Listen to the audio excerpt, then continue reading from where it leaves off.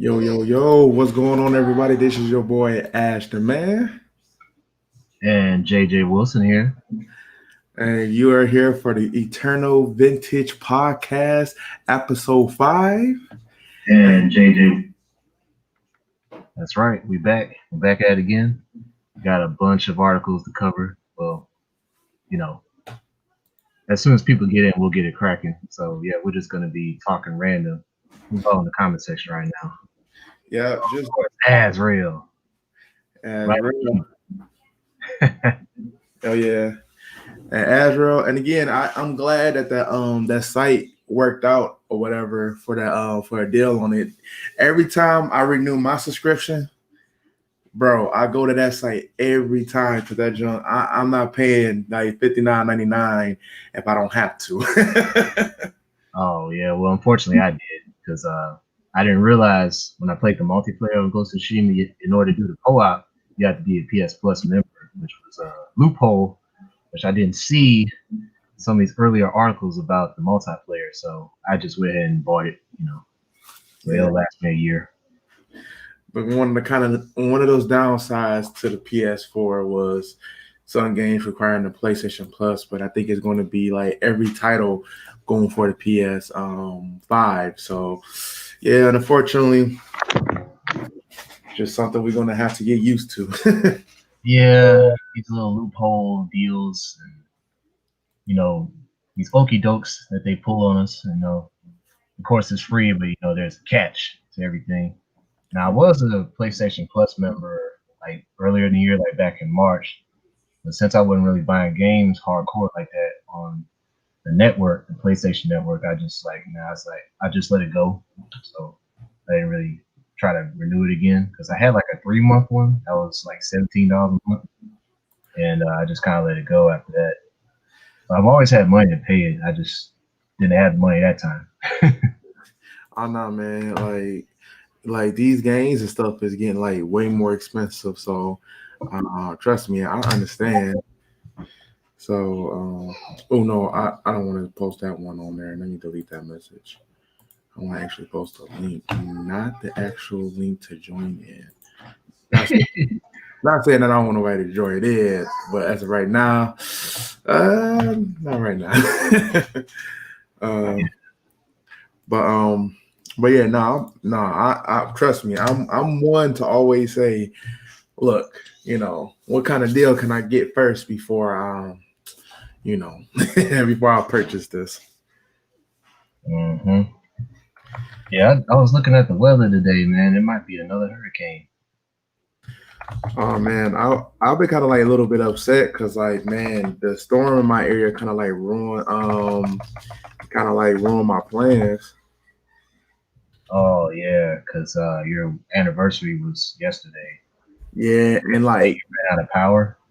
man, yes, what's so crazy is that like okay, so I ended up leaving early for work. I had some vacation time, so I was like, okay, I'm gonna leave from work, get the kids out still, and try to do a little, try to be the gentleman. It's like 11 years. I gotta smooth my way into this, Right. and unfortunately, the power went out. And then, like, at first they had like a 7 p.m. time. I'm like, cool, great, great, yes. And then 7 p.m. went to 1 the next day, and I'm like, you fucking shit me. Oh no, that's unfortunate. Yeah, I mean, unfortunately, it happened, but I'm just like glad it didn't last like the whole weekend. It set me back on the schedule for like doing like some of my reviews, but I'm okay. I'm not too much like too mad about it. Mm. Yeah, we ran out of power last month with that Hurricane Sally that came over my area. It took about 2 days to get the power back, but for some people it took like 5 days or even almost 2 weeks for them to get their power back. And as I look around, like some of our debris has been picked up, but in a bunch of neighborhoods, it's still like it looks like a lumber yard out there on the side of the roads, man. Like branches, twigs, Mhm. logs. I mean, pine cones, pecans, whatever you name it. Like it's all scattered on the roads on the side of the street still. So These people that are part of these lumber services, they still got their hands full getting this stuff up. All right. Yeah. Oh, trust me, I understand. But you know what's so crazy? This heavy storm, it literally like just came and go and and it was like, oh, your power is knocked out. It's like, man, and it was like, oh well, it's like more than like 99% of people have power. I'm like, well, not me. Like, and then it was like, oh well, you know, we're not gonna send nobody out to the next day. I'm like, these electric companies, I tell you. Yeah, some of those guys can take their sweet time getting this stuff. And what's funny is we had a satellite TV working, and then we had some guys come over to repair the roof for our sunroom at my grandfather's house. They got it repaired, but they had to take out the satellite TV in order to do it. And then they put it back together. We didn't have satellite anymore. We didn't have any more cable. So we had to wait like a week and a half to get it back. When the people at that company, DirecTV, they said, oh, it'll be October 14th. And it was like September 26th at the time. I'm like, damn, that's a long time. We got it back around the 2nd or 3rd of October. We didn't have to wait 3 weeks. Right. No, I trust me. I perfectly understand. Oh man. But besides that, I have, you know, of course, with the streams, I started with the Ghost of Tsushima Legends. I got to get a little bit more into it because, like, the people I've been playing with online, they kind of like close to being like maxed out, so they're gonna be ready. I'm like the only one that's kind of like behind right now. Not really. I've only played like maybe a little bit of online play because I'm also playing the story mode, which I did do a little bit before the stream. What level am I? 28, I think. And I played like maybe 7 story chapters so far. I almost did the first survival, but one of our guys left the multiplayer. We're in the middle of the multiplayer. It's 4 of us, and then one of the dudes just bounced. I'm like, really? And there was only 3 areas to defend, so that meant like one area was going to be targeted by 2 guys. So 2 guys could defend one area, but of course, everything doesn't go into play. And all of us end up losing like in the 12th wave. So I was like, damn, we were almost done. Right.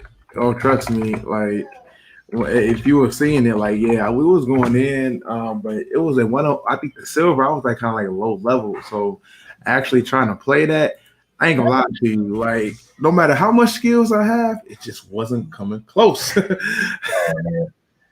I say 28? I might be like a rank 7 because I think the 28 is like the highest. I'll look at the weapon levels, not the rank levels. My bad. Right. No, I perfectly understand. Yeah. Oh, what's going on, BGL? G-Bane, Savage. It's good. What's going on? What's going on, everybody? All right. Mm-hmm. So, I guess since we're talking about Ghost of Tsushima, I did find that one article that said there was something special happening on October 30th in regards to the multiplayer. So I think they're going to introduce the nightmare versions of this because I looked at it like earlier in the week and I couldn't access it because probably I was too low a level at the time and it was all locked. So I think it's going to be like a weekly challenge according to this article.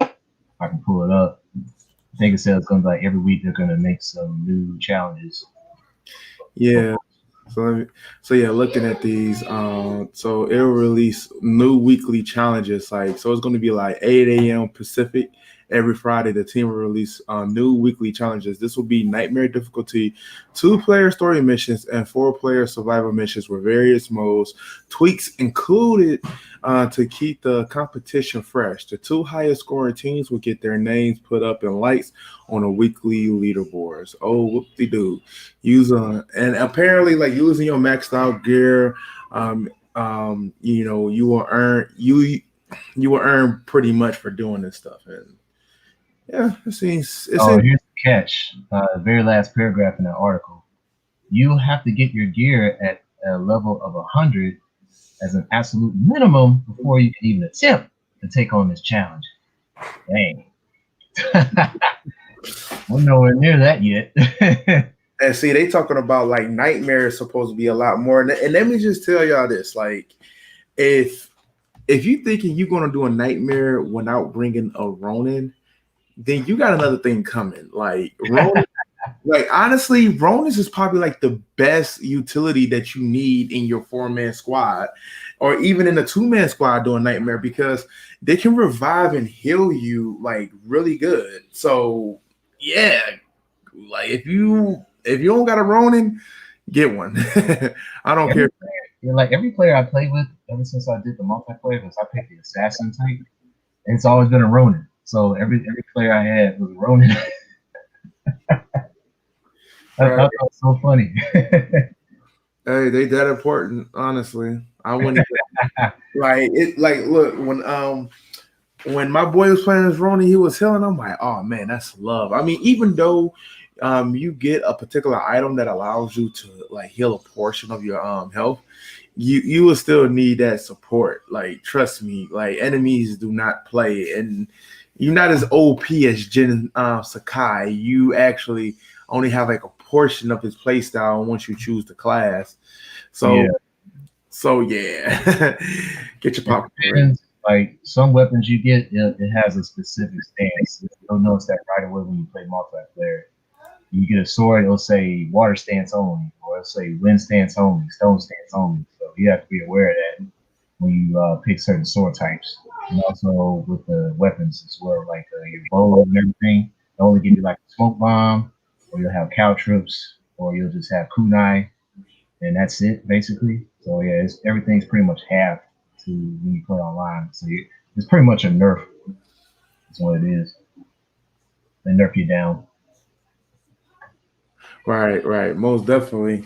But yeah, so October 30th.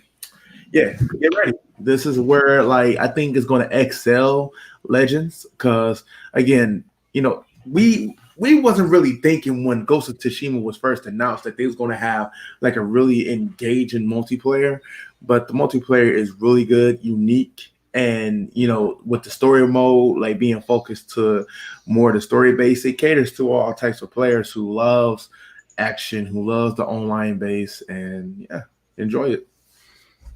All right, shout out to Cosmic Gaming Star.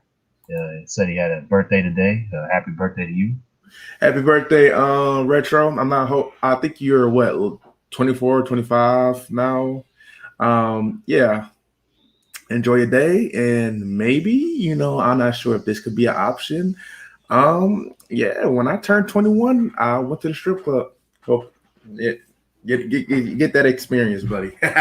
But hey, you're not a big man until you get you a Coke 45. A Coke 45 with a fatty, and and if you don't know what a fatty is, look, get that sticky going just one time in your life, just one time. I ain't telling you to become a dope head. So JJ Wilson, the malicious outlaw co-host, shared this link about Dynasty Warriors 9 Empires. They got a chance to sit down with one of the developers and actually talk about the game and the improvements that they made over the game. Now, I had a chance to like briefly go over this and seeing like some of the screenshots they had for this game, and honestly, it seems like they're making the right improvements to Dynasty Warriors 9, in which that's something that we were anticipating that they was going in that direction in the future games. Exactly. So Empires is basically, for those that don't know, it's more like strategic compared to the original Dynasty Warriors games, where in the Dynasty Warriors 9, it's open world. For those that don't know, like you can actually travel to battles now, and you can travel to cities. Like they have a interactive map, and it's like all of China. You can go to various Chinese towns and villages and stuff like that. And depending on the year and depending on who's alive and who's not alive at that time, that tells the story of what's going on in the game. So you're pretty much playing as a character. You're playing like different eras and everything. And you play when you go into specific battles. So that's what they're trying to do, is they're trying to make it more interacted that way. And one of the things that they changed up is the strategies and the things that you can do in a battle, such as sworn siblings. I think this is in the last version of Empires where you could do like a sworn sibling. And also in Empires, a cool thing about it is you could have children in this game. So whatever female chick, or if you're a female looking for a guy, and you guys end up having this bond, then you can form that into a wedding. And then from the wedding, you have a baby. Right. Oh man. And see, like going through this article, one of the things that they said in which is kind of a thing that I like is always like character customization. Like customization to me in any kind of game is big. Like if you ain't got character customization and you have a specific type of game that you're trying to roll out, yeah, you will lose strikes with me. Like honestly, if you do not have a great character customization. Now they stated that the character creation is going to be very similar to Neo's 2 character creation. Honestly, Neo 2 kind of had it down pat. If you watch a few of my streams when I did Neo 2, yeah, I did a copy of Shishomaru in the best way I could, and honestly, looks like Shishomaru. Oh, so, nice. Yeah, I'm glad they touched on that. Because a lot of people don't know Dynasty Warriors is made by the same company that did Neo, Koei Tecmo. When they said that, like, dang, I just like, okay, they definitely are selling me over with the customizations. Cause, like you said, the very first thing you do with Neo 2 is you create your character and make them however you want to make them look.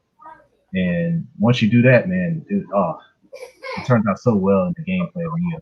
But seeing it on Dynasty Warriors 9, oh, dude, the possibilities are going to be crazy again.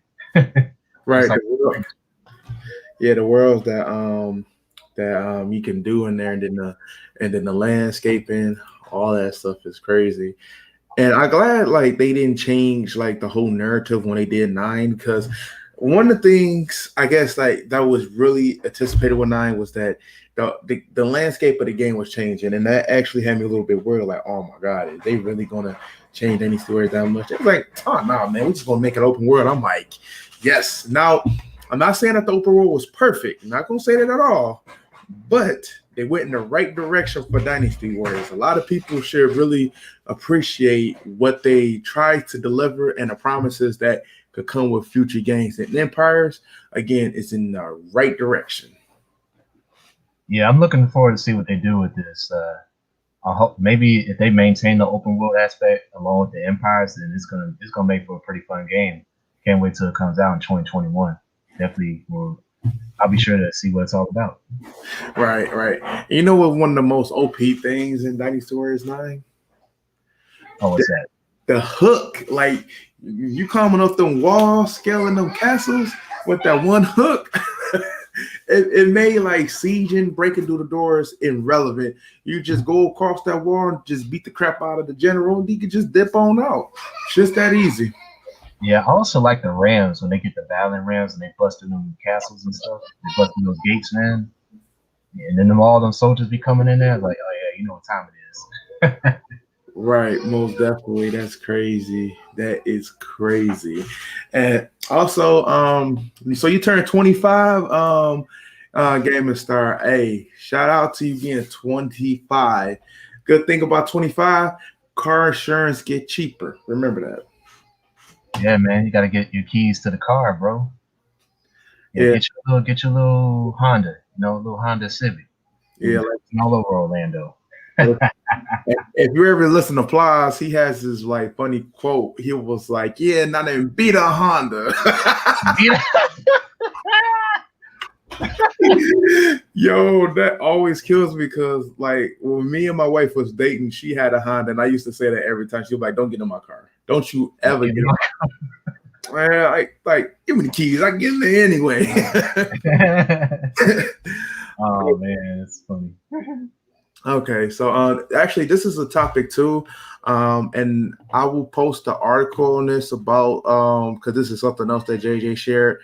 And I'm be honest with you, JJ shared a lot of like content for this week's on Discord So JJ, hey, Mr. Outlaw, I don't know where you got it from, but whoever got that caster for this information, I feel bad for that guy. Oh, you're talking about the voice actor? Yeah, we'll say that for last, like, cause. I was just talking about the topics. Period. I was just saying wherever you get the information from, I feel bad whoever got that bad end of that caster. But yeah. So remakes and remasters.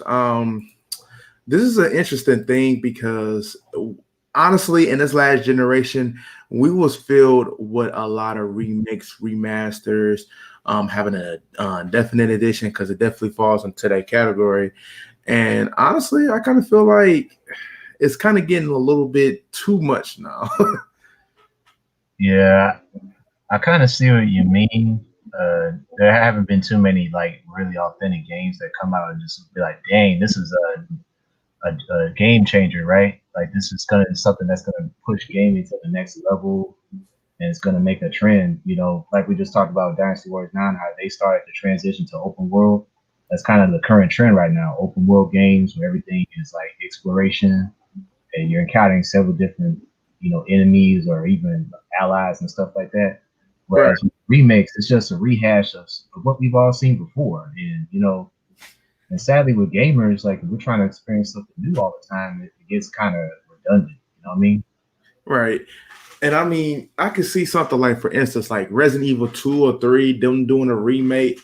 Like they enhance it to incorporate the current style with Resident Evil, or at least the third person style of it. And if you really look at it, the remake for Resident Evil 2 and 3, in my opinion, stood out more than Resident Evil 7. Like, That's a big statement. oh man, it's going to be big as it's going to come. Like Resident Evil 7 definitely did took a different look on it, because not only did people like found that it was like a definitely different like path that they went with the story, but also it was like first person, and it kind of like felt like Silent Hill. But then they do the remake for 2. Remake for 2 was crazy. Like I felt like I've seen more videos on that than anything else. Like I don't know if you seen this video that they had on Facebook, but it was like the JoJo theme. Like this one guy tried to go in this one door, there was a zombie. Then he tried to go in the other door, there was a zombie. And then right behind him, you see Mr. X coming, and then it paused, and then it goes into the JoJo theme. I was cracking up. I don't think I've seen that one yet. Wow. If I could find it, I would definitely share it to the Discord, because that video still has me laughing to this day. But yeah, remakes and stuff, I think is going to be another huge part of the generation. I mean, this year, we got Resident Evil 3, which was a total remake, and then Final Fantasy 7 had its remake, and that's going to have like maybe like 5 or 6 parts to it, the way of like how much content they put into the first game. So yeah, we in for it. Can you see the screen share? Let me see screen share. Yep, here we go.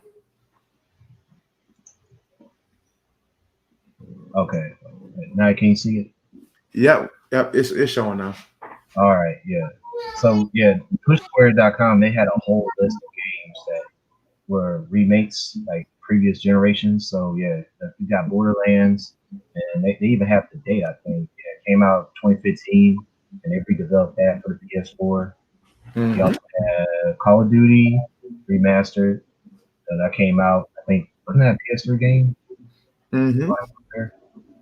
It was a PS3. The first Modern Warfare was on PS3. Right. Okay. Yeah, I thought so. That one, and Insane Trilogy Crash. We also had Crash Team Racing, which was a classic for me back on the PS1 days.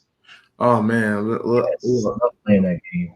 I played this on PS4 too. It was fun. I mean, it was harder, but it was fun. Yeah, all of the like Dark Souls that's another one. Dark Souls, I just saw that one. Dragon Crown, Dragon. We played this game too. I streamed it on my channel. Oh man, man, see that's one of those games that was on the Vita that I did not get a chance to finish. That so Sacrifice. Those is the two games that I'm mad that I didn't get to finish. Dragon's Dogma. Final Fantasy 10. Holy crap. Elder Scrolls Skyrim. Oh my god, like that probably stands at the top of the list of the one of those games that they just keep on bringing out. Not just only on the PS4, not just only on the Xbox, but even on the Switch. Like, yo, chill. Yeah, what's his name? Alex Molina. Shout out to him. He played this whole game out. All the way out, man. He showed off in that one. Last of Us. I played this one. Mafia, Ratchet and Clank. What else? Resident Evil 2. We just talked about that. 3, Shadow Colossus, Spyro. Resident Evil 2. Wildman was playing Resident Evil just earlier today. Oh yeah.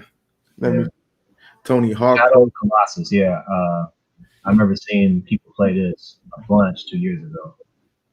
Oh yeah. They were playing that like crazy. Spyro.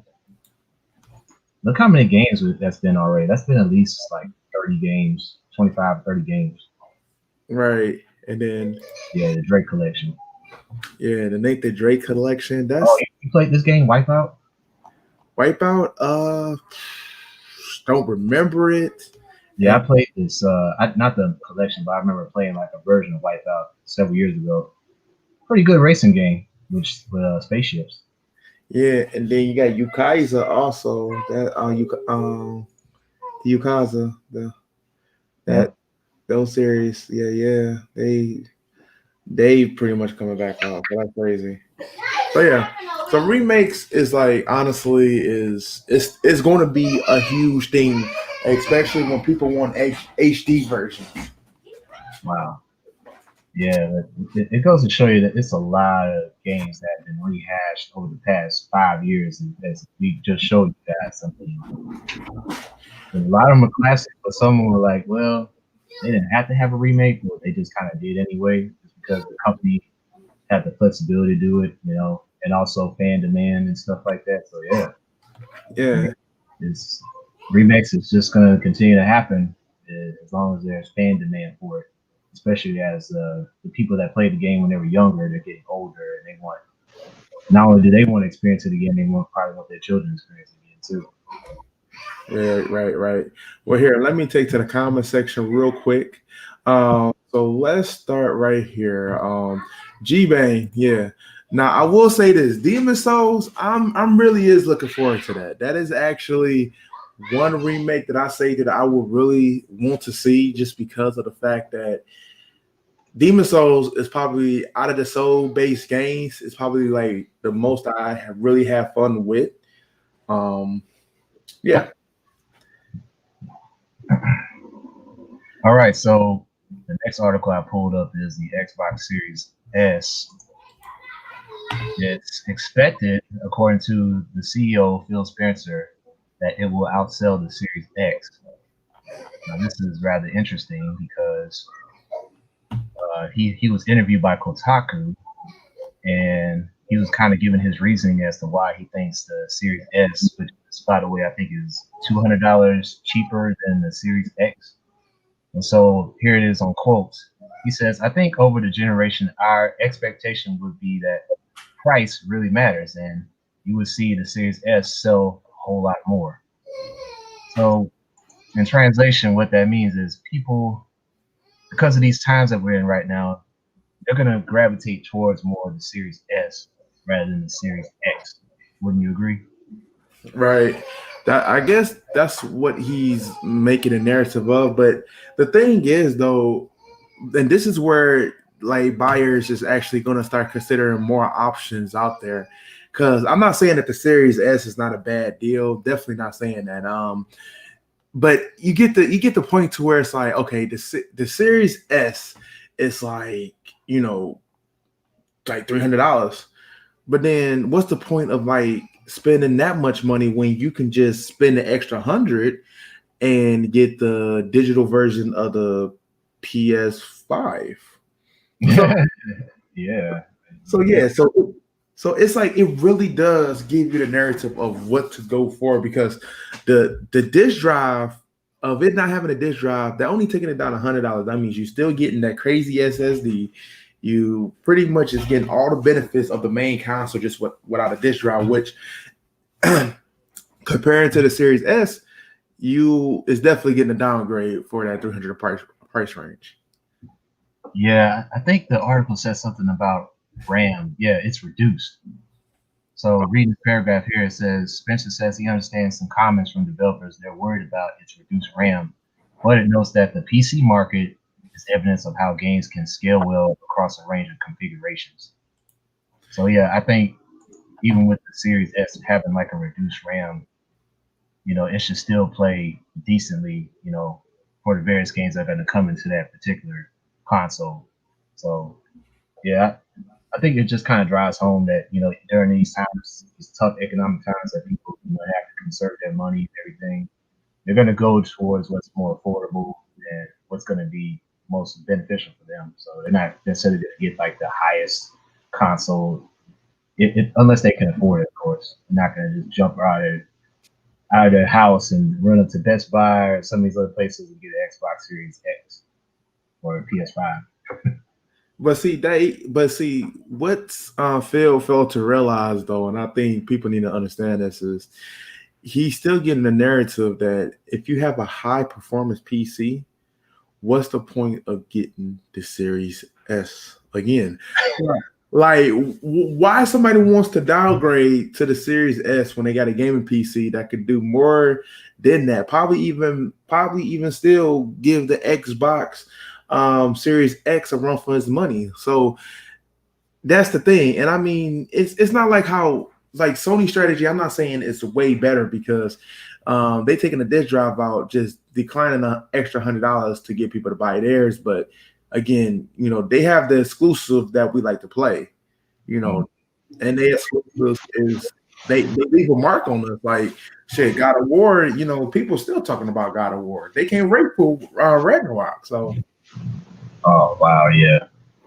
Once that game comes out, everybody and their mama's gonna get that. and G-Bang, let me just say this is.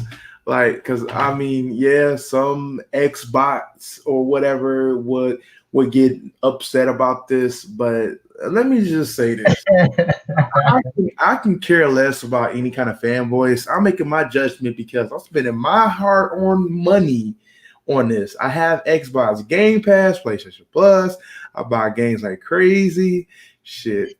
They can get in that long line of the list of people that I told to kiss my black ass. So yeah, they can come after me if they want to. I don't have an Xbox. Like, yeah, they want to come in with pony jokes. I'll come at them with the X game jokes. So it is what it is. You want the smoke, I'll give it right back with the caster. No problem, Sigma, man. Hey, it's always a pleasure. My brothers for stopping in pretty much. Yeah, Sigma Jones. I'll be there later. But it just falls into this narrative of like what will be best for you. And honestly, again, I seen that they did a video talking about like how the guy from IGN is not really a X-botter or whatever, like being for Xbox. No, he's calling it. He's been playing like the Series X for like more than a month now, and honestly, he doesn't have any exclusives that can really test that system the way it needs to be. But he's been playing enhanced versions, and guess what? He said they don't have any exclusives for their release. So unfortunately, as somebody who really loves Xbox as that guy, and he's been playing it for half a month, telling you, then I mean, what can you do? What can you say to that man? What can you say to that man that he's doing that you can't do? They can't say anything to him. Like Ryan, his name is Ryan McCaffrey, right? Okay. I think that's his name, Ryan McCaffrey. Now, from your description, he's working with Microsoft. He's been in there. He's played the Xbox extensively. He knows that console from the inside out. And for him to say there are no exclusive games coming in for a launch, you got to take his word for it. What can you do? I'm sorry, Xbox. And hey, it is what it is. Yeah. So I mean, you know, like call it like it is. If y'all true Xbox game fans, let me just say this: would it make more sense to give your feedback, accurate feedback, so that Microsoft can come and read over your comments and be like, okay, well, a diehard Xbox fan said they mad because they don't got exclusives. What can we do to make them happy?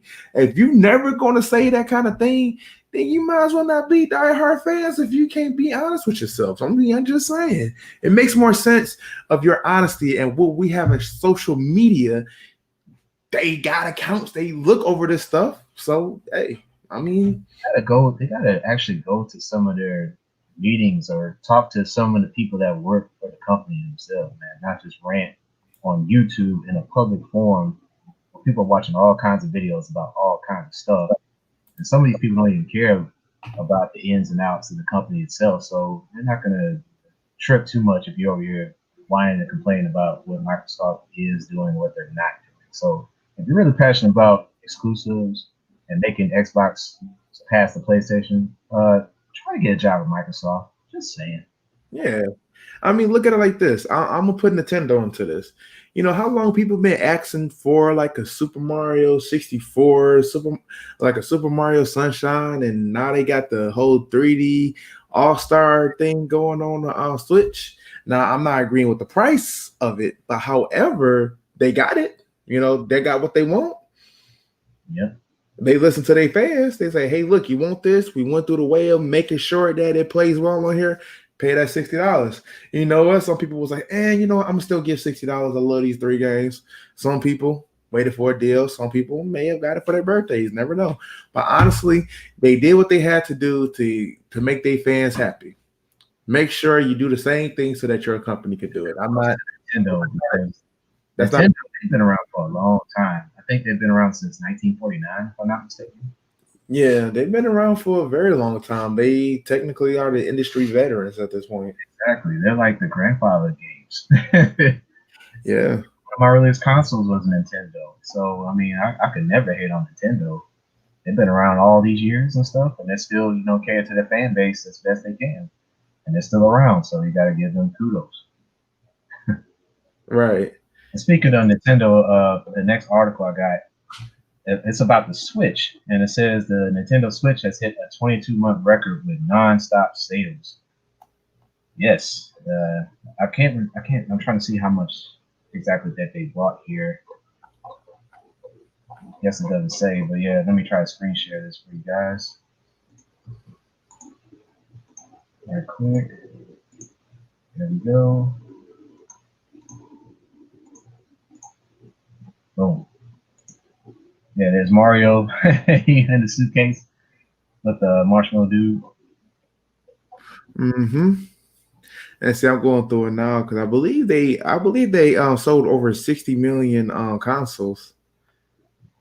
Yeah, they said it according to this tweet right here, Switch was the best-selling console in the U.S. for 22 months straight since December 20. Well, he spelled that wrong. That's a new record. The previous record was the 360, which was the best-selling console for 21 months. And see, the Xbox 360 that came out like a couple of months before PS5. I mean PS3, excuse me, PS3. So they had an advantage at that time. They had more games to play. I remember that. Yeah. But it's just crazy that like in that generation, I mean, definitely PS3 gets the L, but for PS3 to come back from the position they did and still get close to their sales or probably even beat their sales, I'm not even entirely sure. That still is kind of crazy though. Yeah, the PS4 is like well over 100 million sold. Right. Like PS2. Mm-hmm. So yeah. So I want to say good thing Nintendo. I'm glad that they still around. I mean, it'd just be kind of crazy that they wouldn't. You know, I feel like as a gamer, you know, we got a lot of these companies that already, like kick the can, like for instance, we had Sega who pretty much, don't even do consoles no more. They more of a software company now. You had THQ who disappeared. Now it's THQ Nordic. So yeah. Yeah, Sega, they had the Dreamcast, didn't they? They developed the Dreamcast, and that went down the gutter. Yeah, unfortunately, it came to a lot of the imports that the US did not get, so they really didn't have like a great library when it came to the US titles, which was kind of like their downfall. But they was already going down when Sega CD and Sega Saturn pretty much bombed. So yeah. Yeah, poor Sega. At one point, it was right out there with Nintendo. I remember those days back in the 90s. You had Yeah. the Genesis or you had the Nintendo, Super Nintendo. Yo, they had that X-Men game. Yo, I used to play both of them. They had, oh man, that side scroller beat 'em up X-Men game. Oh, damn. I loved it. I loved it. Yeah, like I said, I grew up on Nintendo, man. Like Street Fighter 2 and Mortal Kombat. And then, of course, Mario games. Oh, dude, I was all over that. Yeah, like Mortal Kombat, I think Mortal Kombat was probably like the most played fighting game. That and Killer Instinct when it came to the Nintendo. Oh my god, them games look really, really. Especially when it came out Mortal Kombat 3. I could tell you my uncle, heck, my own mother used to beat the crap out of me in Mortal Kombat. Oh, wow. Like it used to be terrible, like, getting that, animality put on you and stuff like that. Mortal Kombat 3, man, that brings up bad memories. Yeah, I remember the animality. The classic Liu Kang dragon eating you up. Wild Man said, what remakes would we like to see? Honestly, remakes. Whew, man. Oh, wait, you got one? Man, I don't know. I would have to think on this for a second. One game that I would love to see remade, and it hasn't been that long ago. It's a game made by Namco called Urban Reign. I don't know if you guys heard of that. Yeah, it's a beat 'em up game. I'm gonna have to look that up. I think VGL may know about it. And it had two Tekken guest characters, Martial Law and Paul Phoenix. They had them as guest characters on there. That's after you beat the boss and you play it over. And when you do like multiplayer, because they had a multiplayer option back when the PS2 was around, you could play Law and Paul. You can unlock those characters and you could just go straight to town with them dudes, man. But yeah, they had so many memorable characters on there, man. They had, of course, Brad Hawk, the main character. They had Shun Yin Li. Oh, dude. Man. You know what? Get her with the sword, it's over, bro. You can't mess with her. You know what? I just remembered what game that I would like to get remade, and I think people will agree why I would want this remade. But it was a PlayStation RPG, and just before I name it, I want to say this: the graphics and everything was on par, and I do mean on par at that time. Was on par with Final Fantasy VII. Now, Final Fantasy VII did get a lot more, success, commercial success, especially. But anybody who talks about a great RPG always mention the Legends of Dragoon. Like, yo, that is one game I say I would love to see get remade, and Sony owns it. That's the crazy thing. So Sony, if you listen to this, do it. Like I'm telling you, I would drop the whole 100 for it. Special edition, you give me like a small replica sword that looks like shit. Hey, guess what? I still get it. I don't care. Oh wow, that sounds good, man. But yeah, off the top of my head for sure, Urban Reign definitely needs to get remade. Namco, you hear this? I'll push it, man. I'll put some money on it. Money on it, bring that back. Even if you brought in more characters in it, dude, it'd be one of the biggest beat 'em ups since, dare I say it, Final Fight or Streets of Rage. Most definitely. Oh man, that is crazy. But yeah, shout out to Wild Man. That's a definitely interesting thing, man. Question: Yeah, I'm gonna hold on to that comment because I may just want to see what you guys think is a good remade from you guys at the end of the video. Let's chat it up a bit, but let's give a shout out to Demon Slayer. Like, Demon Slayer movie had released in the theaters in Japan and wildly success. They is like that movie is doing that good. And the crazy thing is that I was trying to find that movie like since it been released, and I got close. JJ, you don't understand. I got close. It posted on YouTube, and I was downloading it midway. It stopped because YouTube banned the video. Oh wow! Yes, I was that close. I even went to other sites that I'm not going to name to try to find it, but I was unsuccessful. Now, good news, American fans. It is not out yet in the States. The release is supposed to be sometime in 2021. And so we got time. If you haven't seen it, there is some time to watch it, and I'm sure it's going to be dubbed at that point. It said it opened in Japan last Friday, which might have been 2 weeks from now, in 403 theaters in Japan, and it ranked number 1 on the opening weekend. And it sold about 4,623,117,450 yen, or about $43.85 million US in Japan in 3 days' time. In first 3 days, that is a good, and that's equivalent to 3,424,930 tickets. Like, yo, that look, that is big. Like for an anime to open up like that. That's on par with some of the best anime films that have released, like especially when it comes to Dragon Ball Super, Broly. That probably beats the Dragon Ball Super movies. Right, and then what is it? The One Piece Stampede movie. That was a good movie. Yeah, they look, even though Demon Slayer manga ended, man, the anime is still going to do numbers. That just tells you right there of how many people actually really love the story and even the manga. They even talks about it in here, like how well the manga do. It does good. It got to the point to where, look, I'm a part of this like closed Facebook group of like One Piece fans, because all of us that's in that group, loves One Piece. Like, I'm gonna tell you how much hate they had for Demon Slayer after that. They was like, I can't believe this. How does Demon Slayer catch up to One Piece manga sales? And I'm like, look, I love One Piece, but you got to give credit what credit is due. Yeah. Demon Slayer did his thing. Yeah.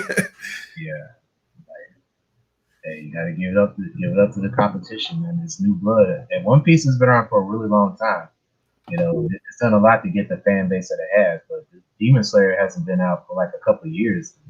It's shooting to the moon right now. So right. And it's crazy too, when you talk about that. You like G-Man, you'll be very surprised, but like the anime communities is some of the worst. Like, they would hate something because it can do better in certain levels. Like the My Hero community. Look, I love My Hero Academia. But their community is crazy as hell. Look. I put it to create a fake account, go on Facebook, go into one of the popular closed groups, and put on there, I love My Hero Academia better. I love Black Clover better than My Hero Academia. Watch how many dislikes you get. People are literally going to hate you after that. I'm not even kidding. People would hate you for it, and it's crazy. It shows. I don't want you to go on Twitter with it because they can get a little overwhelming on Twitter, but just go on Facebook and see how much hate you're gonna be like, oh man, if this is bad, Twitter will be 10 times worse. Hey, that's facts, Adriel. The anime community is a freaking cesspool, dude. It's like the bottom of a sewer. They get so crazy if you diss one of their shows. Like, you diss Dragon Ball, they go nuts on you. You diss Black Clover, they go nuts on you. You diss, like you said, My Hero Academia. Oh man, they're trying to cut your head off. Like I even tested this theory with Dragon Ball Z. I made a different account and it was just for like shits and giggles because Goku did Goku things, and I was like, man, let's talk about how bad of a character Goku is. They was like, I don't know who you are, but I hope you burn in hell. I'm like, yo, I'm just saying, like, how many times he gonna let the villain live before somebody else die? Amazing, dude. It's crazy. Yeah, it is like that. I'm telling you, God, like, look, the anime community, look, I love anime, been watching it as long as I can remember, but they will eat you up. As I said, all you have to do is type in Goku is trash and watch the Goku Tars try to tear you a new one. Man, I'm telling you, and it look to this day right now. I mean, I'm not making this up. The Goku versus Superman war is still a thing that goes as deep. Why? Man, that still goes deep. Like how people talk about Star Wars versus Lord of the Rings. They even introduced Saitama from One Punch Man. They even introduced Saitama into the conversation now, and Saitama has yet to be beat.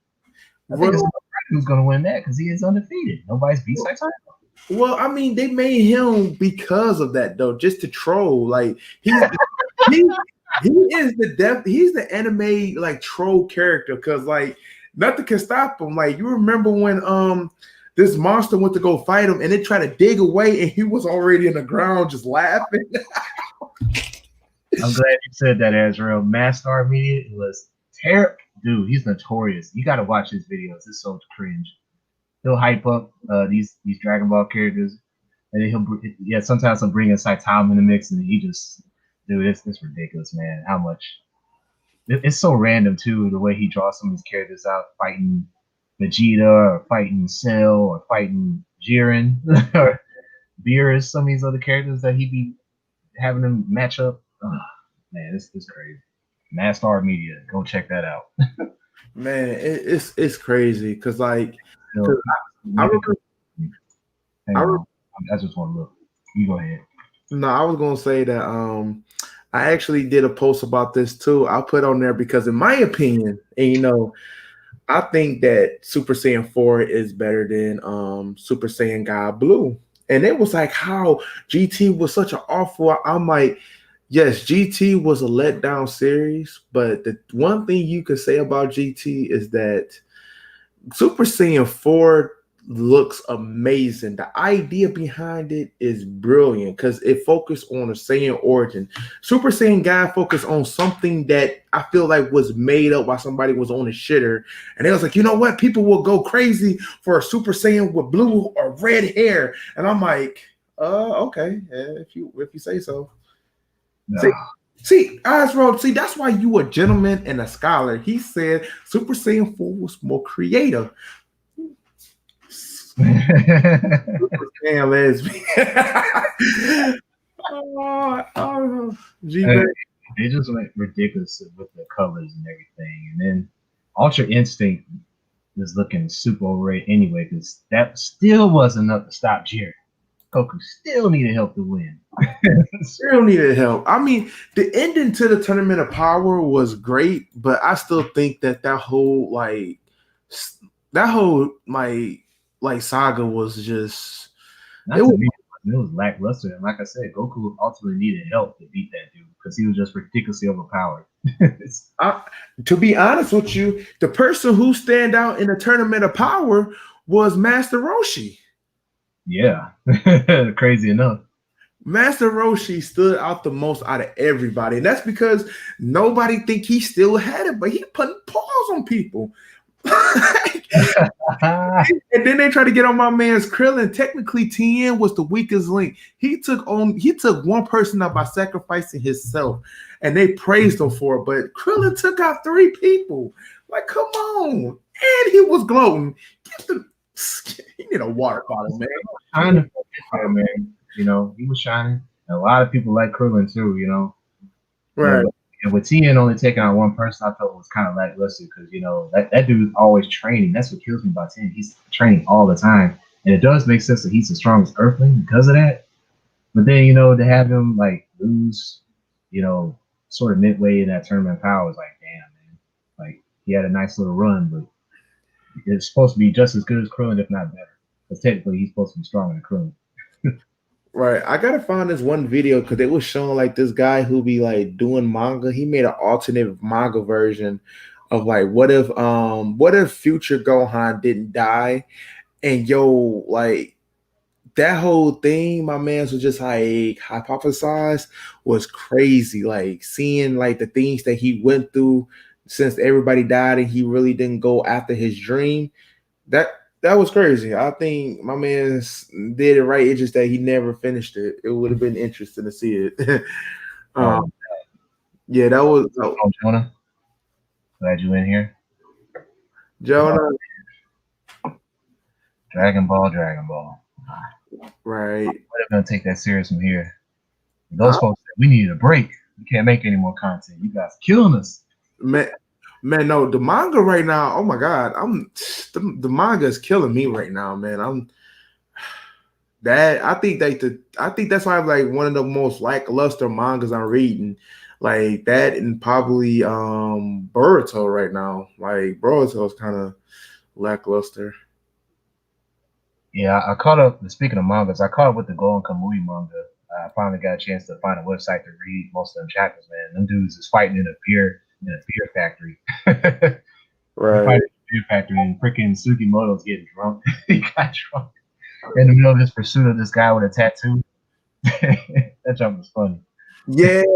Oh, Ezra, the Sigma reference. Oh my god. I don't know. Man, trust me. Look, I really cannot stand what they've been doing in the manga. Like it just doesn't make no sense whatsoever.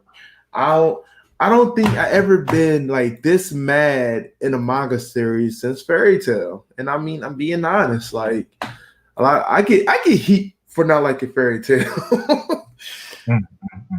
And the power of friendship will prevail through all. That is garbage. I don't care. What? They said that? Man, dog, look, when it came down to it, that whole shit pissed me off. No. Look, I'm not bringing up old wounds. I'm gonna just let you know this. If you read Fairy Tail, if you have the courage to do it, go right ahead. Go right ahead. I don't care. But don't tell me that, oh, it was good. You say that with a straight face, I'm liable to, just throw a raw piece of meat at you. Oh gosh, no. No. But hey, JJ, I'm gonna send you a link. This is one app that I use. It's actually like really good. And yeah, to me, I've been using it and it's real good. You'll like it. Oh yeah. Oh, Jonah's been playing Doom on Nightmare. Oh snap. Yeah, I jumped in a couple of his streams too. Jonah gets busy with that Doom. Okay then. Yeah, he gets busy with the Doom. So you gotta show that man some love. Show that man some love. Okay, now we got some eye candy for you guys. Now I'm getting into the anime portion of this. We got some eye candy, so let's do the screen share. So oh yeah, is out here. I got some. I'll do the screen share real quick. Let me see. Oh, okay. Let me see. Boom. You can see it, right? Yes. So boom, boom, boom. So look. Yeah. So here we go. Australia bans import of hentai and other adult anime products from Japan. Oh man, like the funny thing about Australia is that they really is strict on content like this. Like they don't allow like a lot of violent content to really come into the skirts of their country. And man, it's pretty wild. Yeah. Yeah. It's a popular Japan-based anime retailer called the J-List. They told their customers on October 14th that Australia is killing off any chance of waifus entering the country because we have to stop shipping. Oh boy. You remember You remember when the VGL had that, live stream with a certain someone who didn't like the character design of Jill Valentine? I don't know, he must be living over this. Yeah. You're probably going crazy, but yeah. So the DHL Japan called us last week, informed us that the Australian customs have started rejecting packages containing any adult product. Explaining that the retailer they then advised us to stop sending adult products to the country, following that the current Australian orders with adult items in them were returned to us this weekend. Look at this! Oh my! Damn, man. So I wish I knew some people from Australia because I'd be like, hey man, if y'all need some if you need some connections, you need like figurines and stuff like that, I got you. I got you. You know what? Actually, speaking of that, I actually do have a buddy who actually stays in Australia. He's a mystic. I play Destiny with him on multiple occasions. Then we end up playing Warframe together. But he's a very good buddy of mine, and yeah, he be needing to get stuff on a slick tip. So, oh wow, damn, yeah. I think part of the reason why this ban has been happening is because they got some politicians there that they don't take too kindly to this stuff. And I showed you a profile of his. Oh yeah, here. Let me. Dude's name is Sterling Griff. I'm about to share right now. Yeah, he's one of these politicians down there that's been pushing this ban. Which is rather interesting because it seems like, if I'm looking at this correct, it seems like he's into. It's like, oh damn! It says he's got a long graph here. Yes, it said initially he supported same-sex marriage. Yeah, so he's actually for that, and yeah, he's banning hentai products. Well, I mean, look, I guess hentai is just way too much. Oh, I see what it is now. Child exploitation. So it has to do with pedophiles. So he's not a big fan of pedophilia, even though he's supporting same-sex marriage. Right. Okay. Well, that's you got to scroll down to that's why I was reading it at the very bottom. You talking about right here where it says Australian Senate? Okay. Yeah, he's a senator. That's his position. Was elected, taking place, speech. This guy. Whew. Yep. Okay. So he's a weird one. He is a weird one. Yeah. So you got politicians like that they're trying to keep it family friendly down there in Australia, down under as much as possible. Okay. So yeah, so just remember, if you go to Australia, don't bring that stuff with you. They gonna send you back. They'll call you a pedo. They're gonna call you a pedophile, and they're gonna take it back to the old days. They're gonna throw rocks at you and laugh. Listen to Ezra. Harems need to be burned. The real life harems, or are you just talking about the cartoons? Oh. Shoot, I hate to burn my harem, man. What they do to deserve to get burned? Look, I'm gonna just say I like this. Everything should be done in the most reasonable thing, and I'm not gonna say that everybody should live a straightforward life because I definitely don't. I mean, it's just human nature to be attracted to certain things that's like appealing to them. And unfortunately, if that stuff is very appealing, I mean, and they not doing anything wrong with the content, they should be fine. It just seems like they taking a more lazy approach about it just to make sure things doesn't happen. You can't change a pedophile by banning the content. That means that they're going to find another way to get the content. And when they get the content, it's going to be exploited a lot worse than what it is. So guess what? Don't put a ban on it. Just get that motherfucker. Yeah, okay, I see. I was talking about harem in general. I think he's just talking about like in anime, pretty much. The idea of one guy getting all these women, and he doesn't have to lift a finger to do it. He's just got to look cool. It's got to be something about him that the girls are turned on about. And yeah, And from that aspect, I see where he's coming from because it's unrealistic. I mean, because that does not work like that in real life unless you have status, unless you got some kind of reputation so appealing to women to where it's easy to win their affections. But it typically never works out that way in real life. No. I'm just gonna call it like it is. Like if your name not Trey Songz, you're not gonna be like sitting there like that. I'm just saying because Chris Brown can't do it no more. He slapped Rihanna up, so it's over.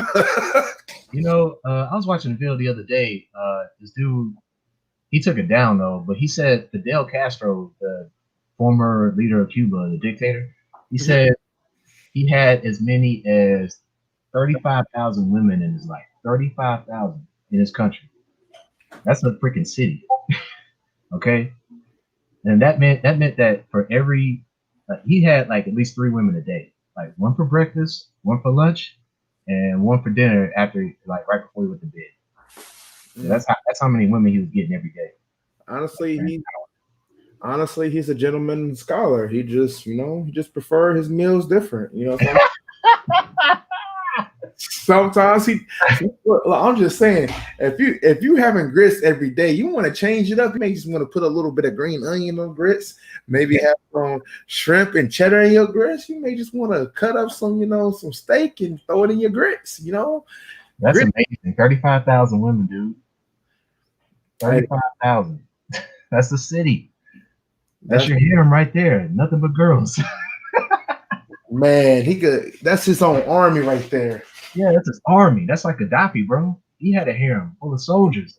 Think about it. If he didn't use a condom, think about the kids. Oh.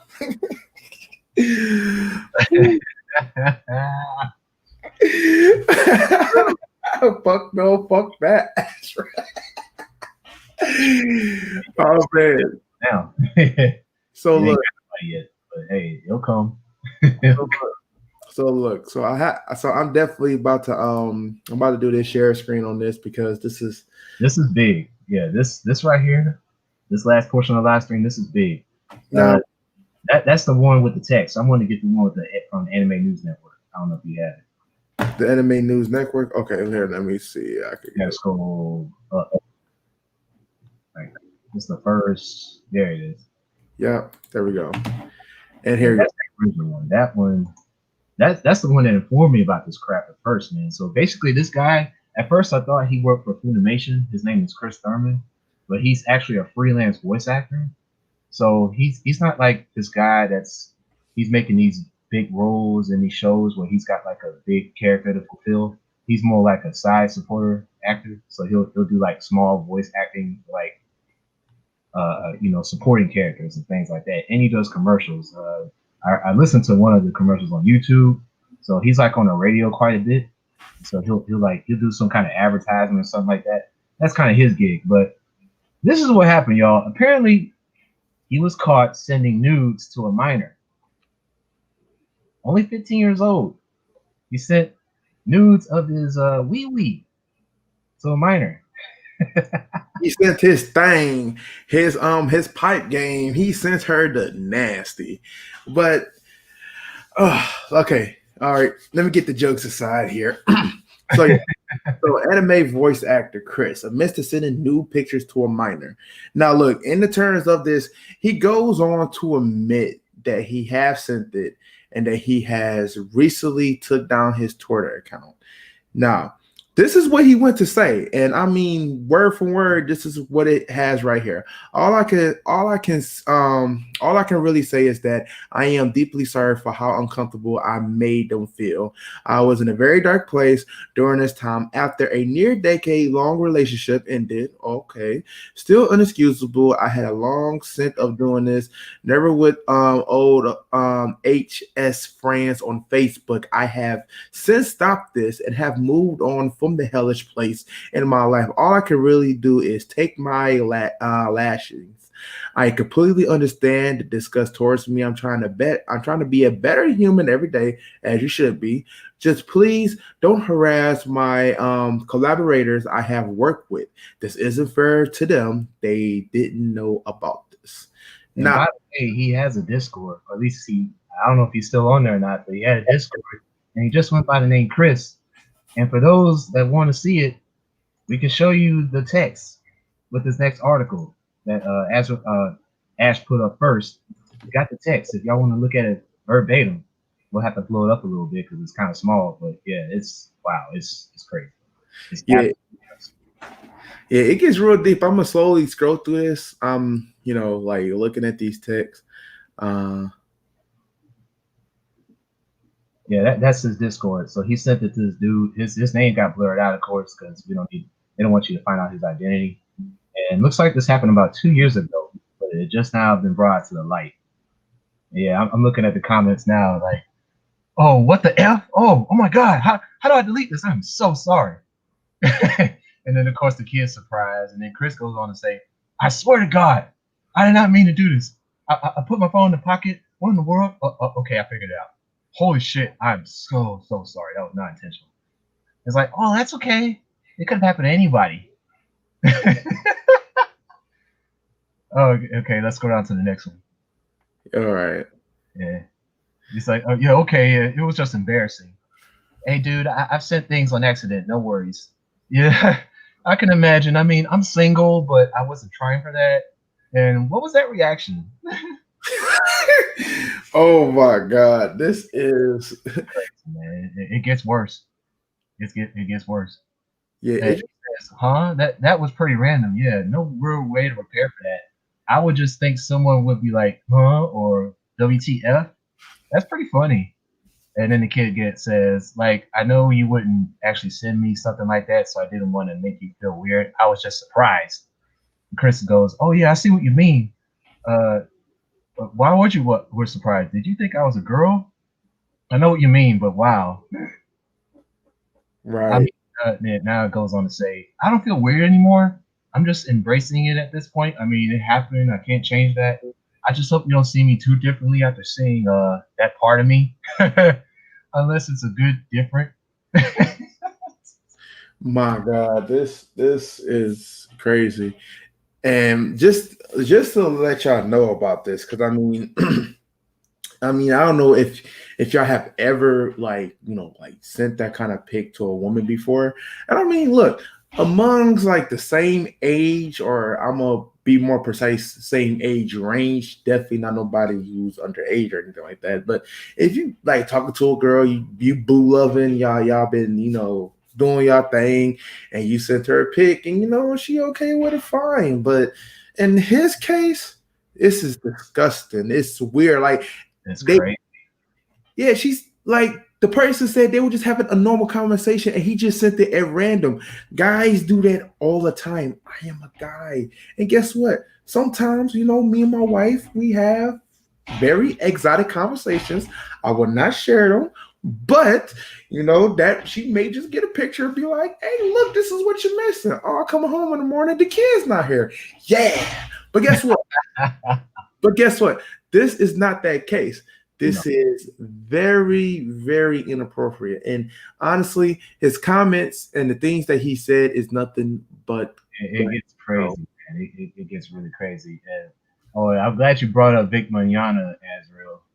And you know what's crazy? He still has quite a bit of support even after getting Me Too'd by Funimation. Now, this Chris Thurman guy, I don't think he's with Funimation per se, like I said, because I think he's more of a freelance voice actor. So, right.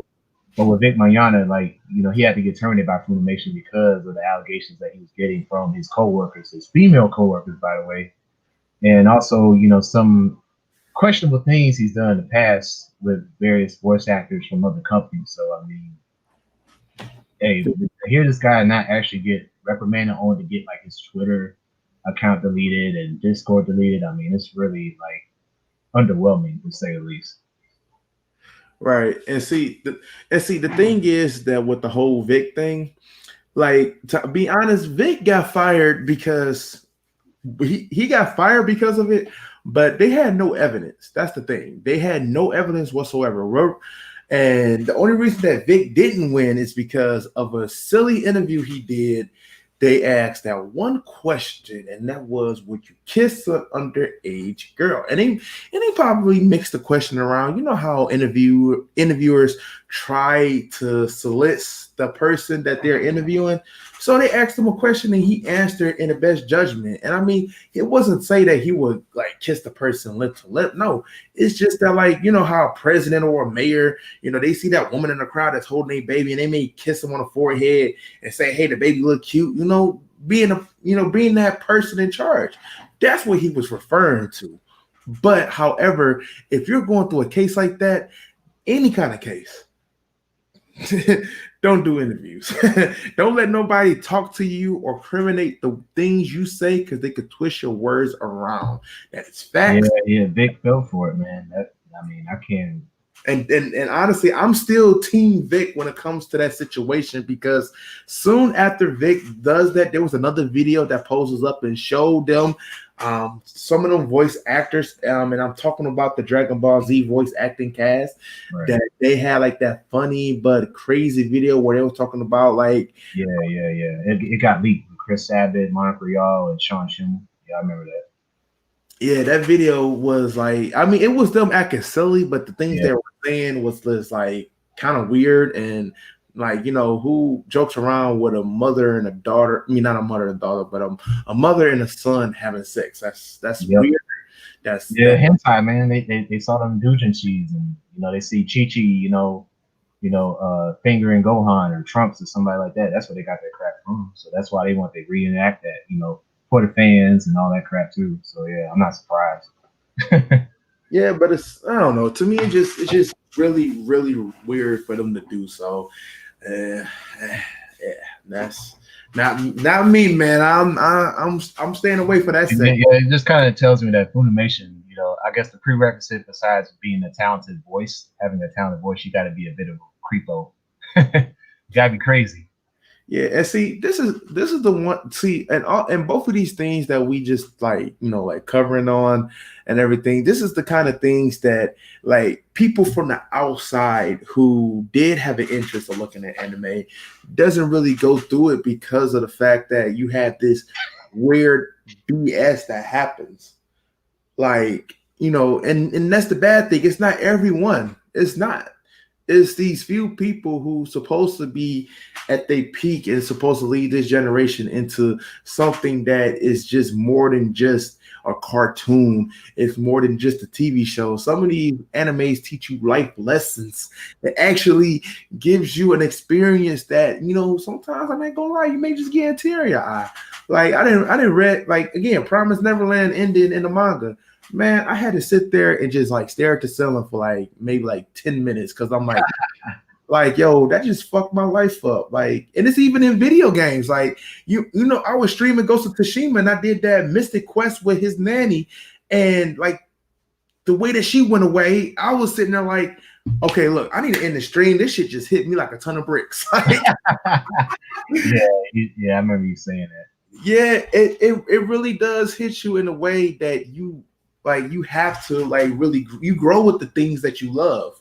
Like, you have to like understand the consequence of your actions. And this guy, he doesn't get no excuses. He doesn't get no leeway.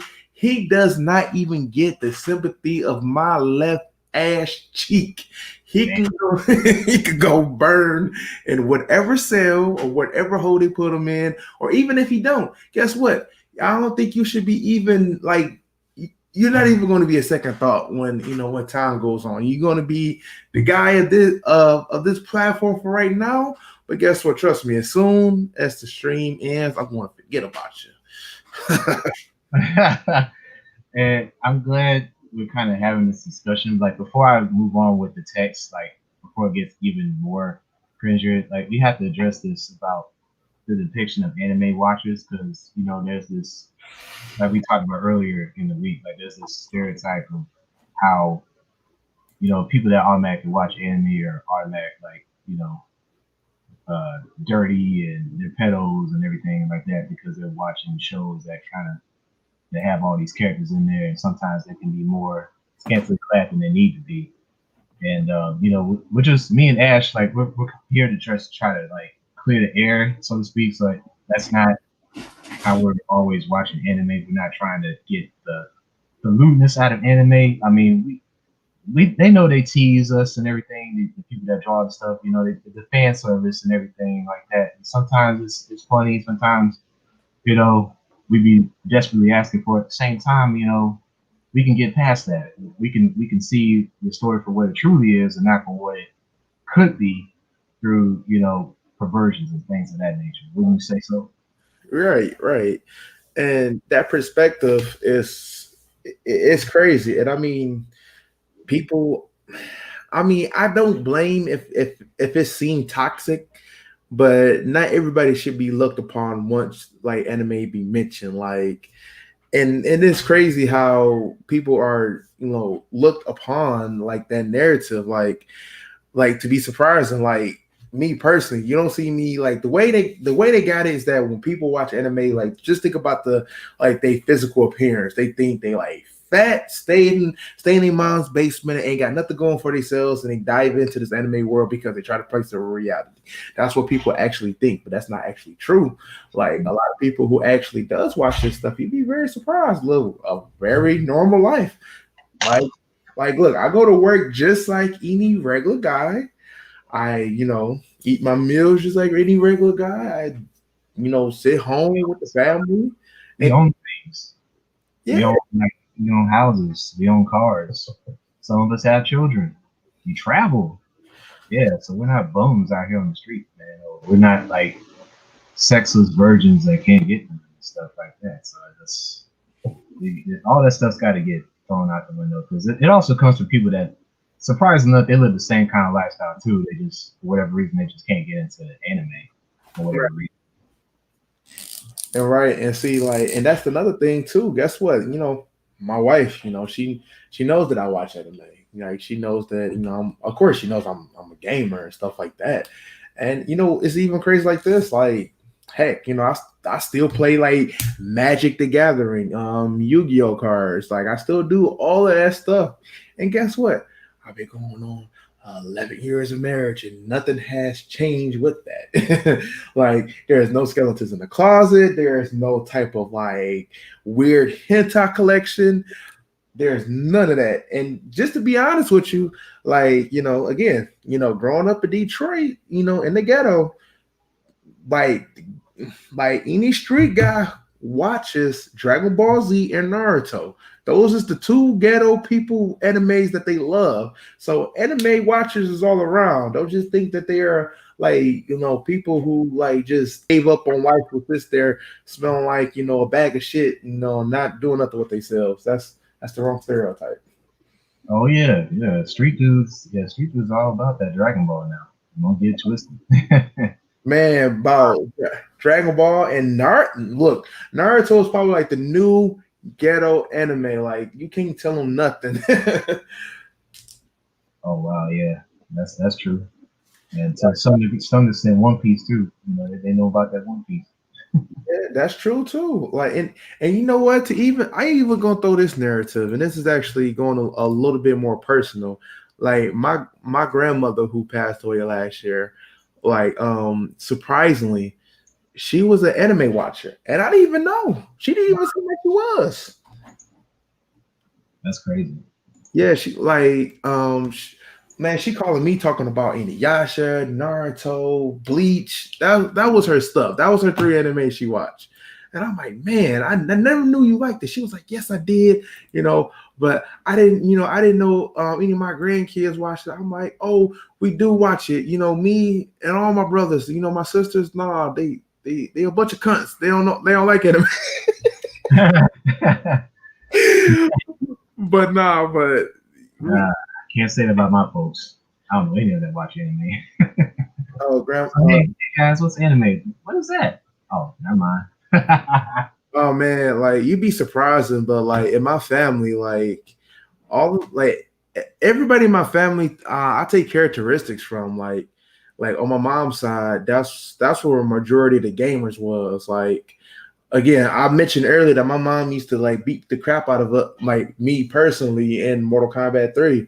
The same thing with Street Fighter. She I seen her play Super Mario and stuff like that. That's what got me interested.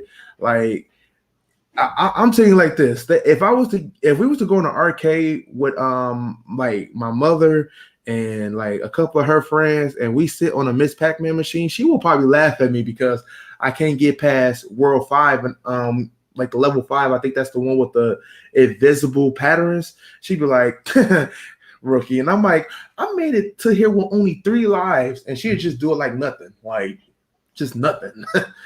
Wow, that's nuts. Yeah. All right, let's wrap this up. I'll look at the rest of these texts, man.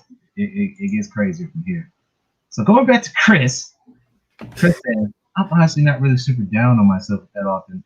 I just always thought I wasn't really that big down there. And then the recent stuff, of course, but other than that, I'm okay. Then the kid says, gotta be honest, I've never seen too many of them, so I thought it was okay. Man, that sounds so weird. But really, Chris, don't let that stuff bring you down. There's plenty of great things about you that easily even out the things you may be insecure about. And Chris says, oh, you're too nice. And that's okay, you can say that. Thank you.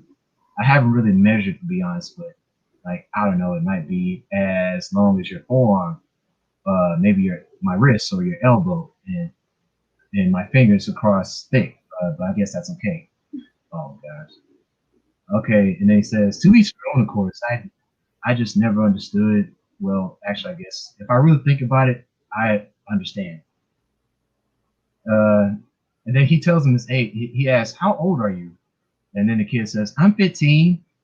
Dude, I thought you were like maybe 17 or 18. I didn't send that on purpose and immediately have SWAT teams and cop cars busting my windows. That's probably what should have happened. You just seemed a little older in a good way. Oh, well, happy birthday. Early birthday. Yeah, but it's definitely a point of insecurity. Like, even when I was with my girlfriend, she would tell me I'm huge, actually. She was saying that to make me feel good. Almost always something. And then the kid says, but like, wrist to forearm, that's like 9 inches, right? And Chris is like, oh, yeah, maybe, and 3 fingers thick. Maybe 4 for you. I don't know. I have sausage hands. And kid says, I think you're okay. And Chris goes, oh, well, thank you. I guess I can two-hand it now, I think. And my ex couldn't get past the head with her mouth. I always thought she just wasn't experienced though, because that's the thing I did. Kid goes, yeah, maybe. Chris, what's the, I don't know what this is. And the kid says, sorry, I have a habit of that. And Chris says, gibberishing? So sorry if I told you more than what you want to know. And then the kid goes, no worries, man. Chris says, yeah, and sorry to say about it more, I swear, I'll stop. But just saying, it was kind of encouraging to hear an outside opinion on it and being a good one, as much as I thought I didn't want that. Kid goes, I'm really glad to hear that, and I could even help if it's a little bit. Chris says, thanks, so you are. And the kid goes, yeah, I'll keep that in mind, and thank you. Chris says, yeah, no problem. And yeah, I measured, and I'm 8.5 inches long, like 3 inches thick. Well, I guess you never know until you try. Oh, and then kid's like, oh, I hear that's average. Like, I think the average is 5.3, so that's good. Chris says, oh, yeah, I guess so. But to get off topic, I wouldn't mind doing another intro, outro down the line if you need, and even like instrumentals. I could be this kind of price for you, maybe. So he's trying to sell him something. Okay, kid says, yeah, I'm blown away. A real voice actor. What's it like? Chris says, a real voice actor? It's great. I mean, I started doing this in 2009. Kid goes, that's so cool. It really is. Chris says, well, thank you. It's quite fun. Hopefully I get the main cast someday.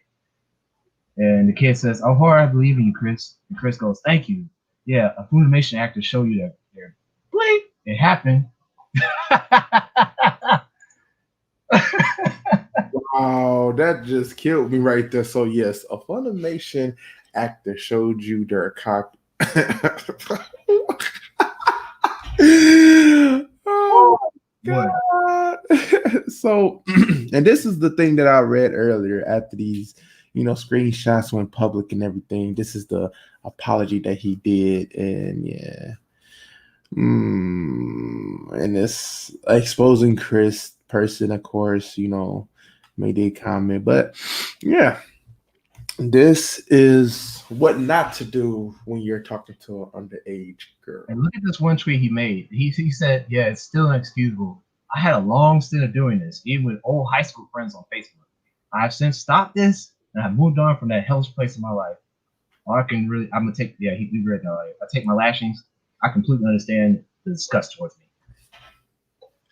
And before we close the stream, I got his catalog on IMDb. That's it's like a famous movie database. I'm sure people have heard of it. So you have to look it up online, Ash. But I got it on here already. But I can tell you some of the stuff he's done. Most recently, he has done Invaded. I Be Invaded. Okay. He's done English dub for No Guns Life. Uh-huh. He has done, A Girl Who Chants Love at the Bound of This World. He's done Black Clover. He's done a bunch of those. Let's see, Midnight Occult, Silver Servants, Attack on Titan. He's done voices for. Oh. Yeah, he's done Attack on Titan. He's done Tokyo Ghoul. He's done Overlord. Oh, man. He's done The Master of Ragnarok. He's done Golden Kamui. Whoa, he's done that. I'm not surprised. I'm not surprised at that at all. JJ was like, "Oh man, he had to touch my platform of likeness." Let's see, Karaiki Jozu no Takagi-san. That's a miniseries. He's done Real Life. He has done Pop Team Epic. No surprise. Let's see, he's done some of these are like Western shows too. Knights and Magic, Sayuki Reload Blast. Let's see, Isaki wa Smartphone, no Tomini, Tokyo Ghoul. Oh shit. Yeah, he did Tokyo Ghoul. Mus Kobayashi's Dragon Maid, he did that. Puzzles and Dragons. Oh man, Colin. No, not that, but he's done Drifters. He's done Drifters. Oh. He's done Drifters, yeah. He's done Danganronpa. Danganronpa? No. Danganronpa. He's done Danganronpa. He's done One Piece. He's done One Piece films. He's done Pandora and the Crimson Shell. And he's done Fairy Tail. Oh, okay. And yeah, Ninja Slayer. And that's like the last one he's done. But yeah, he's been doing it since 2009. And his first gig with Funimation, I think, was 2012. Danganronpa, damn, Azra. I didn't even know you liked the Danganronpa. You played all of them, or you just played the first one? Cause that's my series too. Yeah. Man, but yeah, that's crazy, man. That's really, really, really, really crazy. I just can't believe like how this guy like really did it. It's oh man. Yeah, he's got quite the resume, but again, only side characters, no memorable characters that I know that I've seen off that list. So it's I don't know if we'll have another opportunity to do it again, voice acting, but whatever else he does in his life, hopefully we can learn from this mistake and move on. Stop being a curve. Yeah, it's crazy, man. Like to think like we got them kind of people who that actually is like that, man. It's sad. It's disgusting. It's juvenile. It should never happen. Yeah. So, anybody have any thoughts about this, or any of the other topics that we covered tonight? Yeah. It's Funimation. I don't know, man. They got a dark shadow covering over them about these actors, man, that they be hiring and some of the practice that they do. Yeah, one of my buddies called him a coat. Yeah, hey, I can because from what I've read, he's the second voice actor to get caught sending nudes to a minor. He's the second one. He should just get gone. That's right, Azrael. He should just get gone. Like again, I will not lose sleep if something was to happen. I'm being just completely honest. Yeah, it's a trip, man. You know, like that was by far the biggest story I found this whole week. Like I said, yeah, we got to touch on this. This is crazy. Oh man, that is definitely crazy. Definitely crazy. The only And difference it's not a big story now is he doesn't have the same notoriety as Vic Mignogna because Vic Mignogna voiced Broly in the Dragon Ball movie. That's why. yeah, and I think when they released that Blu-ray and everything, they took his voice acting out and replaced it, I believe, right? Yeah, they did. Like them dirty bastards. Like, he really he really is like really on some bull crap when it comes to Funimation. Again, unfortunately, it's like one of the only like places that we can really find like a good dub version of anime. But I mean, majority of us watches the sub. But if it wasn't for them like having like a huge platform, they definitely wouldn't even see a dollar from me. But unfortunately, that's how I'm able to watch certain anime. So unfortunately, yeah. But that doesn't mean that I'm okay with everything they do. They could go suck a whole husky, and I won't. Yeah, I'm gonna have to second guess what products I buy from Funimation. You know, like damn, it's making me like Crunchyroll, even though their stuff has been lackluster. Well, at least we can say this. Look, Crunchyroll just got to work on their content. They actual like involvement and shit. They been keeping it chill. Like they haven't been making sure nothing crept out that closet. And they bet not because I'm gonna be like, damn. When I'm telling people to support these like anime streaming platforms, y'all motherfuckers fucking up. it's, it's crazy, you know. Right. There aren't that many, voice acting companies, at least here in the States anyway. Like I remember in the past, they used to do a lot of voice acting in Canada, like notably Vancouver. But now they kind of sent it more towards here in the States because of the popularity of anime over the years. So I don't know if there's gonna be like a new company that rises from the shadows and try to correct the errors of Funimation, but they need to do it fast. That's why I should just put it like that. Right. They really do. Like they really need to get some of this stuff like corrected. The like because it's only going to take one time for like something to really happen, and then like all of this just goes away like just completely. And I haven't like unfortunately due to like the power issue that I was having, I haven't got a chance to watch like much anime, but I'm planning on doing so. You probably gonna see me do like a ton of uploads all at once. 'Cause I am. Yeah, he said he saw Akadama Drive. Yeah, that's it. That series is taking off right now, man. Yeah, it's actually really good, and I'm so psyched that freaking the creators of Zero Escape and Danganronpa is actually behind the series. That makes it so much like better because I just know how crazy they can get. Yeah. So yeah, I know I gotta do Noblesse review. I gotta do Fire Force. I gotta do Akudama Drive. I gotta do Jujutsu, and then I gotta do Yashihime, the Inuyasha sequel, and then I think that will wrap everything up. So yeah. Yeah, I watched Jujutsu Kaisen today. Yeah, that demon about to go ham, man. He made work on that special type demon, so he's about to go crazy next episode. And I haven't watched Yashihime yet, but I do have it downloaded, and I will watch that tomorrow. Okay. Well, I just want to tell everybody I appreciate everybody who's joining in. So just going down the list, I want to give shout out to G Bang. Thank you so much, man, for joining in. Wild Man, it's always a pleasure, and thank you for subscribing. Savage Elder, we always appreciate your presence. Thank you so much. Azro, man, hey, look, you kind of like part of the stream.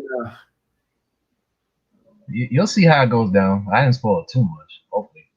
Right. Yeah, don't worry. Don't worry. VGL is always a pleasure. Thank you so much for gracing us with your presence. Appreciate it. Jonah, thank you for stopping by, bro. Hey, gonna be checking out those streams. Killer J, thank you for stopping by. Definitely appreciate it. Also, yeah, I think that wraps it up for anybody else who's here that didn't make a comment. Then we definitely do appreciate you. Definitely jumping into the stream. Don't forget, JJ link to his channel is in the description. If you haven't already, hit that sub button, and my man's have the caster loaded, ready to go. And hey, I'm just over here snacking. Yeah, well stated, man. Well stated. Well, thank you everybody for coming in tonight. We definitely had a good time here. We definitely had all sorts of stuff to cover, even though some of us all of us didn't quite read it all verbatim, but we kind of got the gist of the articles and everything. And of course, with the main one talking about Food Nation and their malpractices and everything. But yeah, definitely thank you everybody for coming in. And next week is episode 6 on my channel, JJ Wilson. Be sure to tune us in there, and hopefully we'll have some good stuff to talk about once again. All righty. You're all right. Y'all take it easy. Everybody have a safe night. And we will see you next week on JJ Channel, episode 6. So, yeah, tune in. All right. Take care, guys. Yep.